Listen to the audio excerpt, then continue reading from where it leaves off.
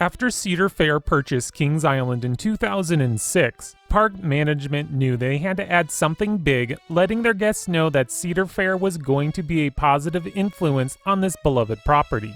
Well, Kings Island went big and built Diamondback, a hypercoaster by Bolliger and Mabillard.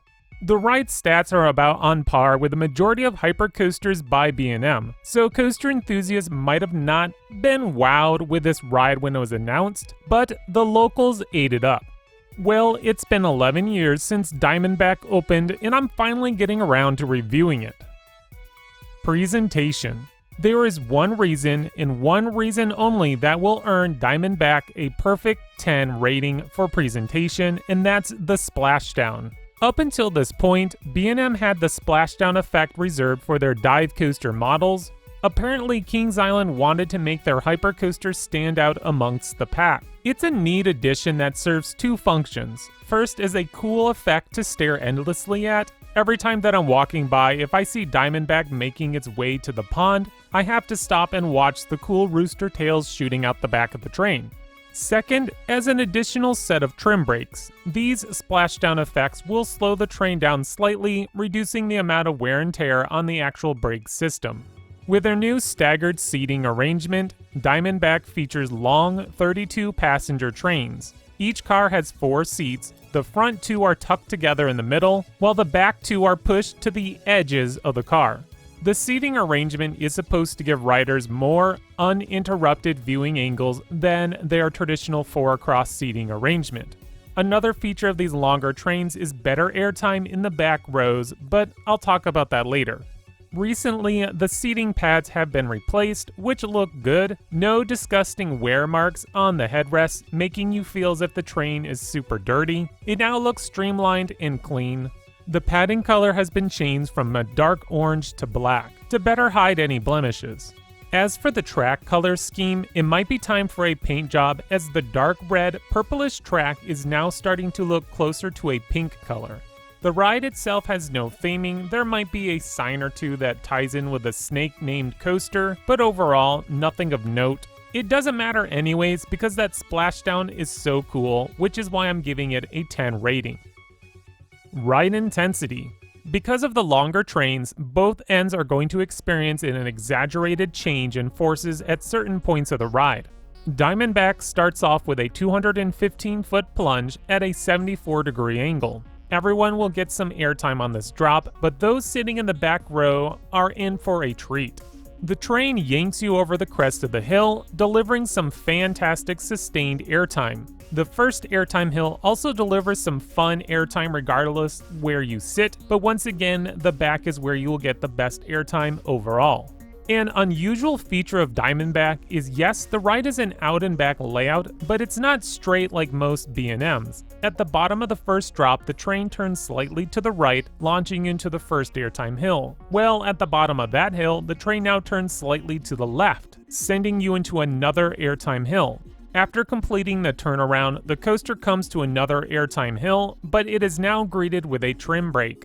Beyond the mid-course brake run, this is the most prominent trim on the ride. The coaster now comes to the first helix, which is the most intense moment of the ride. I never grayed out in this helix, but it does deliver some strong positive Gs. This helix ends at the mid-course, which will now set you up for 2 back-to-back bunny hills. Unless you're seated in the very back, these hills don't produce much airtime. The ride now performs another helix, which sets you up to dive down into the pond into the splashdown. The ride pops up and slams into the brakes, bringing your airtime adventure to an end. If you are lucky enough to snag a back row, Diamondback has tons of airtime to offer. The front rows still have airtime, but not as intense as the back rows. In the end, ride intensity earns an 8 rating. The ride has a couple moments of strong G-forces, but not enough to scare away the casual coaster goer. Fun factor. Before this year, I kind of wrote off Diamondback as a middle-of-the-road B&M hyper. Well, after snagging another back row ride, I realized that I was criminally underrating this attraction. The first 3 airtime moments are fantastic. Long, sustained moments of airtime that if you have your clamshell properly placed, you will be flying out of your seat. The dive out of the brake run has a good dose of airtime. In fact, every hill up until the end has some airtime while riding in the back rows. The second half is considerably weaker up towards the front. I thought maybe you'd get a little airtime cresting those final bunny hills, but unfortunately that's not the case. If I were to rate the front row and the back row separately, the front row would get an 8 in this category, while the back row earns a perfect 10 rating. The medium of both scores is a 9, which is what I will officially give Diamondback for the fun factor. Originality. Even before I start speaking, you probably already know what I'm going to say. This is a B&M, so originality is not their wheelhouse. The company likes to stick with tried and true concepts to make their roller coasters the most reliable in the industry. The layout is almost verbatim with other hypers. It has a slight variation with those smaller turns after the first 2 drops, but other than that, the rest is right out of the B&M Hyper playbook. Of course, the biggest change is the splashdown. It may not be original for a roller coaster, but it's something new for a hyper, which is one reason why I bumped up the score from a 5 to a 7. The other reason is the trains. This is the second hyper coaster by B&M to utilize the staggered seating. Personally, I'm not a huge fan of these trains. I prefer the traditional 4 cross rows. 2 seats on every car are basically by themselves, so even if you are riding with someone, it feels like you are going it alone. The upside to these trains is it has fantastic airtime in the back row. The longer your coaster train, the better of a whip you'll get in the back rows. Diamondback gets a score of 7 for originality. Ride smoothness.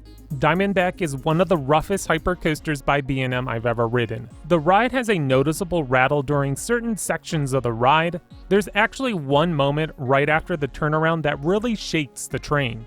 Thankfully, the rattle doesn't last for that long. It only comes in a couple second spurts. The rattle didn't really bother me. I was completely focused on the great airtime I was experiencing, but I could see how some might be disappointed by this aspect of the ride. Ride smoothness gets an 8 rating. Okay, the final score comes to 8.4, which is a great score. For those who are looking for great airtime, Diamondback has you covered. Unfortunately, the ride comes along with a rattle and a weaker front row experience. The back row is where it's at, in case you didn't hear me sing it for like the 10th time now. The locals have eaten this attraction up, and Kings Island made the right call with Diamondback. Personally, every park needs a hypercoaster, and you can't go wrong with Diamondback. My personal score is going to be a 10, and that's only based off of my ride in the very back row. The airtime is truly epic. Diamondback has worked its way from being middle of the road to favorite hypercoaster by B&M. So if you've been watching my reviews, you'd notice that Candymonium got a higher score. So why is Diamondback my favorite if Candymonium earned higher marks? Consistency is the reason. As mentioned 1,000 times now, Diamondback is only a great ride if you ride in the very back. Being situated anywhere else makes this a middle-of-the-road hyper. Candymonium is more consistent overall, which is why I got a better rating. Well, this review isn't about Candymonium, so back to Diamondback. If you haven't been to Kings Island, maybe it's time to start planning a trip. There are plenty of great coasters to enjoy, and Diamondback makes the trip worth it on its own. Thank you for watching today's review. Let me know what you think of Diamondback in the comments below. If you enjoyed this video, press that like button, and don't forget to subscribe, that way you won't miss out on more great content coming your way by XscreamThrills.